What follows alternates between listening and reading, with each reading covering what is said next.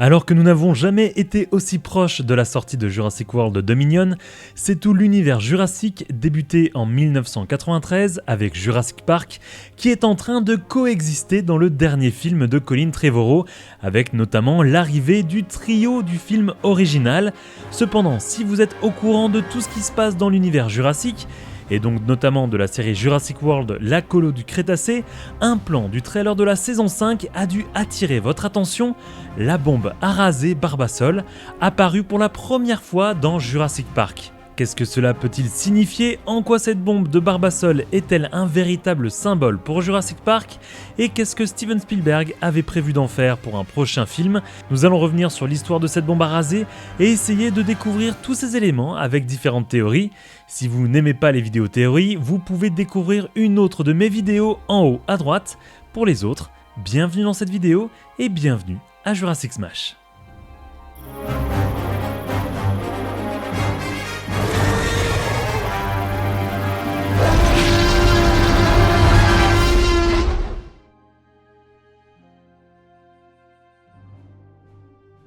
Nous sommes en 1993, Lewis Dodson arrive à San José au Costa Rica.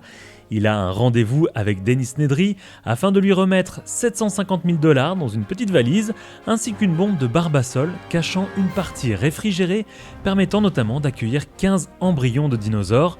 Après avoir subtilisé les embryons, Dennis Nedry aura 36 heures pour remettre son butin à Biosyn. Passé ce délai, les embryons ne pourraient pas survivre et toute l'opération pourrait tomber à l'eau. À Jurassic Park, Dennis Nedry met son plan à exécution, il désactive les clôtures et une grande partie des systèmes de sécurité du parc.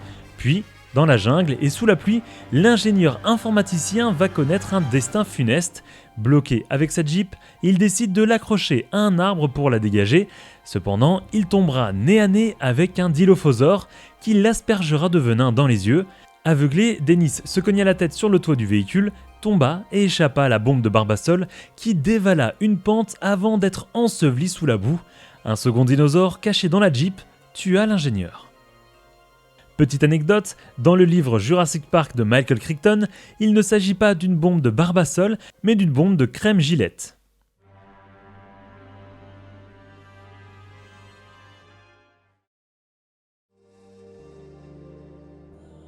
En cachant cette bombe de Barbasol sous de la boue, Steven Spielberg avait prévu d'utiliser cet objet pour le futur de la franchise.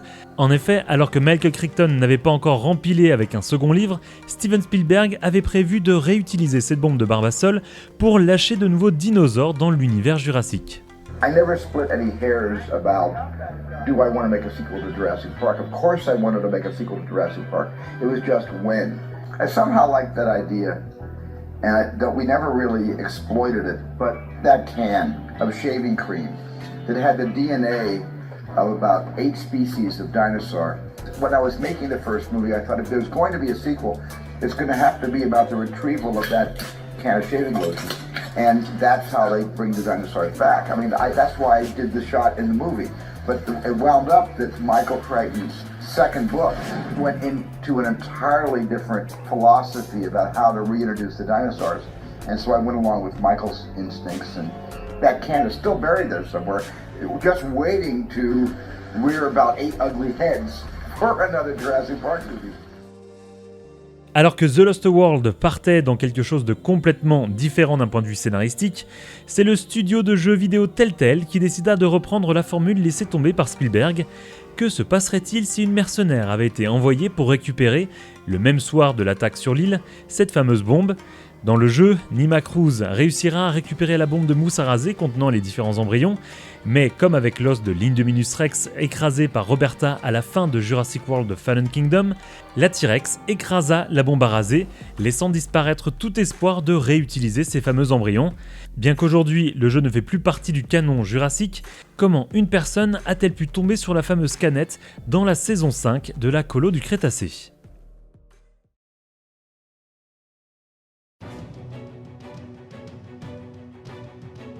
En effet, dans le dernier trailer de la Colo du Crétacé saison 5, on peut découvrir un plan de quelques secondes où une personne, encore a priori inconnue, semble récupérer cette fameuse canette.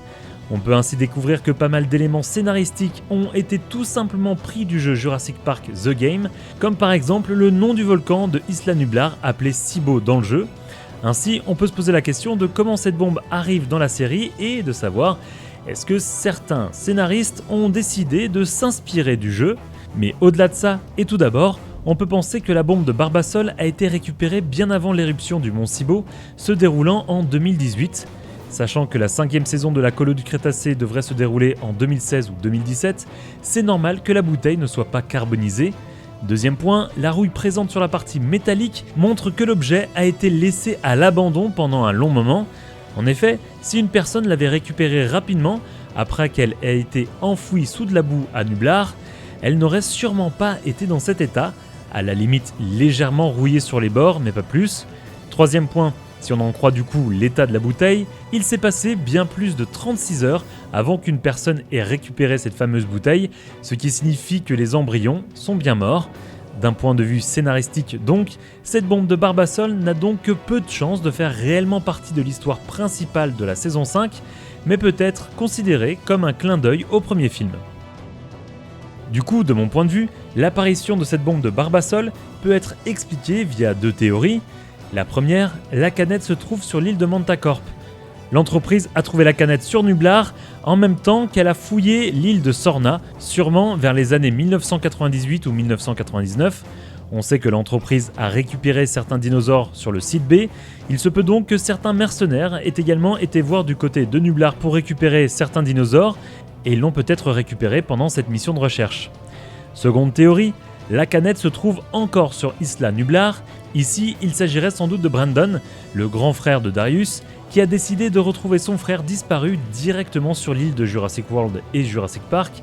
Accompagné d'amis ou bien de secours ou encore de mercenaires, le jeune homme a sûrement tenté de fouiller tous les recoins de l'île avant qu'un de ses accompagnants, entre guillemets, trouve la fameuse canette. Selon moi, comme je vous l'ai dit, la bombe de Barbasol n'aura pas une grande importance dans le reste de la saga et sera sûrement mise en avant pour les fans, avec pourquoi pas une petite référence au premier film lors de l'épisode où on découvrira cette fameuse canette.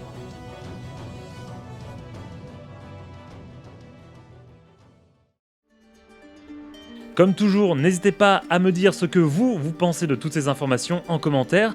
Vous pouvez devenir membre fondateur pour avoir accès à des émoticônes sur la chaîne ou devenir membre soutien et avoir votre pseudo YouTube mis en avant à la fin de mes vidéos ainsi qu'un accès à certaines vidéos en avant-première. Pour cela, cliquez sur l'onglet rejoindre sous cette vidéo.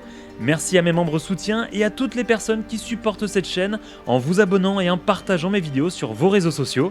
Nous, on se donne rendez-vous dans une prochaine vidéo. Salut les Smashers!